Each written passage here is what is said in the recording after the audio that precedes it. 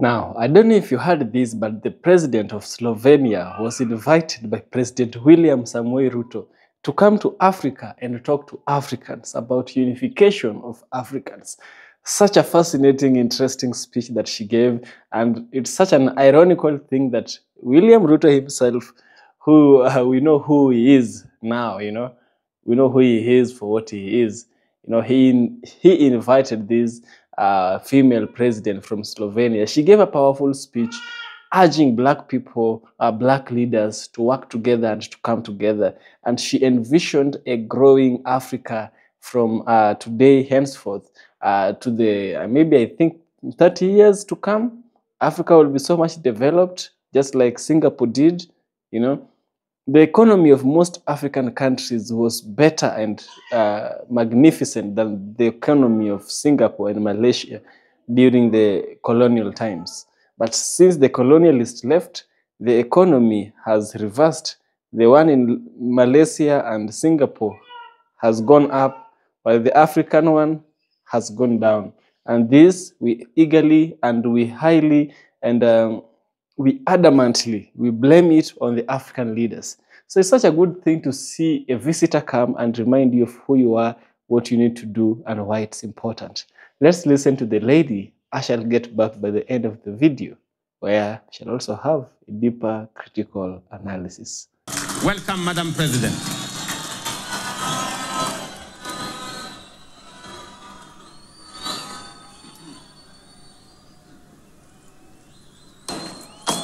Hello, everybody. Dear Mr. President, distinguished guests, and above all, people of Kenya, I stand here before you, deeply honored by the privilege that Kenya, a proud and powerful nation of the African continent, has bestowed upon me to address the Kenyan people on behalf of the people of Slovenia. I stand before you, humbled yet proud of how warmly Slovenia has been received and of our shared desire to see the cooperation between our two countries flourish. 62 years ago, the Kenyan people wrote a pivotal chapter in history. Madaraka Day, the day Kenya gained the freedom of self-government, marked the day Kenya finally secured the right to shape its future. An arduous journey came to an end. The days when foreign settlers drove the Kenyan population from fertile land and forced them into poorly paid labor are long gone, but they will never be forgotten.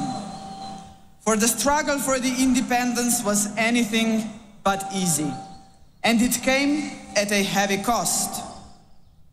Of course, the Kenyan people know only too well that history is not just about facts. It is also about preserving and developing the fundamental values that ensure the survival of a nation.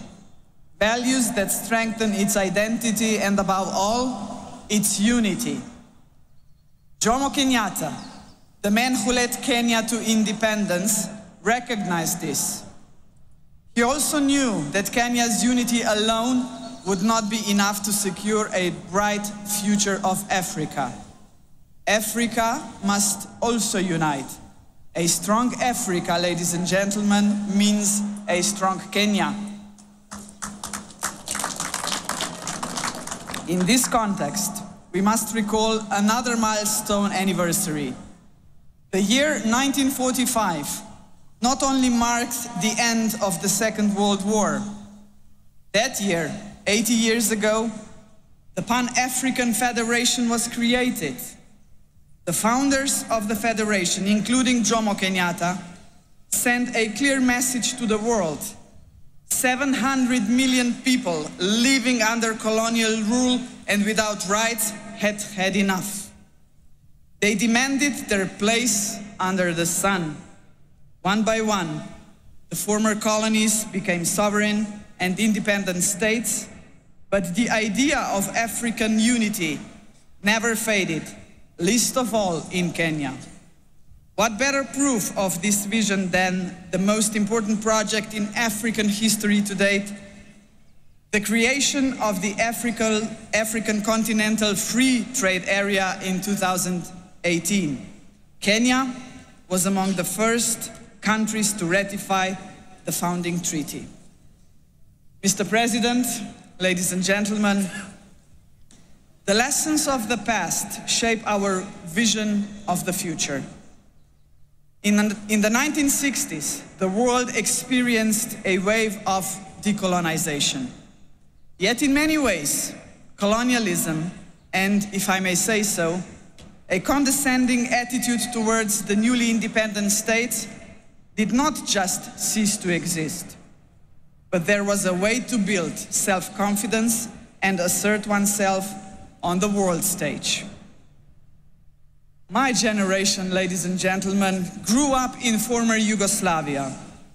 We still remember the non-aligned movement of the Cold War era, a large and respected group of countries, including Kenya, that defied the interests of the superpowers and former colonial powers. That spirit of non-alignment was vital then, and it remains relevant today. We live in a world where both old and emerging powers are yet again shaping the world before our eyes.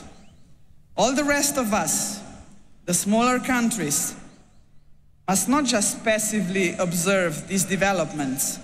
We must ask ourselves, what about us? Are we ready to raise our voices? And Mr. President, we are ready.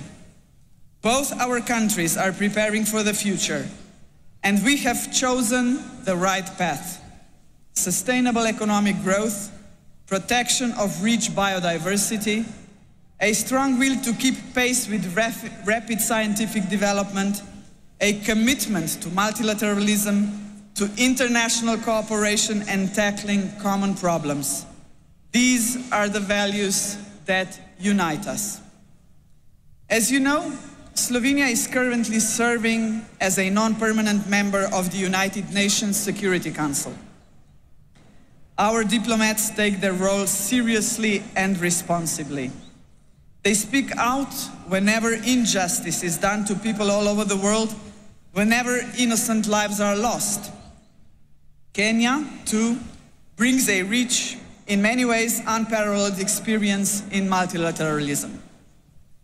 The international importance of the country is reflected in the fact that several United Nations agencies are based here. Both our countries believe in multilateralism because peace, justice and prosperity should not be the privilege of some at the expense of others. We are, after all, an international community, and in a community we look out for one another. And in a community, solidarity matters. In a community, cooperation must be our goal, not selfishness. In a community, peaceful settlement of disputes, not wars, must be the norm. Only such a united community will be capable of confronting the world's most urgent challenges, such as poverty and climate change, lack of access to basic needs and social exclusion. This is why we should be proud that there are several projects in which Kenya and Slovenia are working together to support each other in tackling this kind of challenges. Dear Mr. President, dear people of Kenya, the Slovenian people celebrate Madaraka Day with you. We are a young country, but we too have our own story of struggle for independence. We celebrate with you because we are both proud and confident nations, nations that revere the past yet look firmly to the future. We must not be discouraged by the troubled world in which we live. We should look for opportunities that lead to a strong economy, scientific progress, innovation and environmental protection. Unity and determination have brought us this far. They will take us even further. As late Kenyan and African literature giant Ngugi wa Thiong'o had said in his dreams in a time of war, believe in yourself is more important than endless worries of what others think of you. Value yourself and others will value you. Validation is best that comes from within. Happy Madaraka Day. Now, that was the president of Slovenia. I like it when people are reminded of their roots. I like it when people are reminded of their, their abilities. People are reminded of why they need to work. Why is a unification important?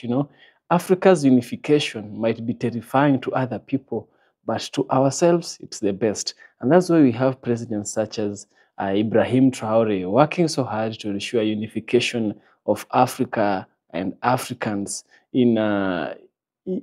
despite the challenges he might be facing. When we have organizations, or rather when we have the unification of Africa, organizations such as the East African Community, which allows for movement of humans and goods within the East African countries to move about, eases trade, and makes development become easier, makes countries to become better at infrastructure, better at education, better at agricultural practices, and there's food security above it all. When we have organizations such as the SADC is the South African Development Community, an organization that allows for movement of people and produces within the member countries. You see, in East Africa we have ECOWAS. In West Africa we have ECOWAS, which is the economy of the West African states. In Central Africa, I believe we have some of them also as well.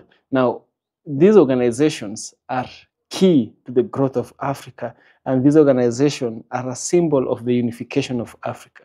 It reminds me what Kwame Nkrumah said.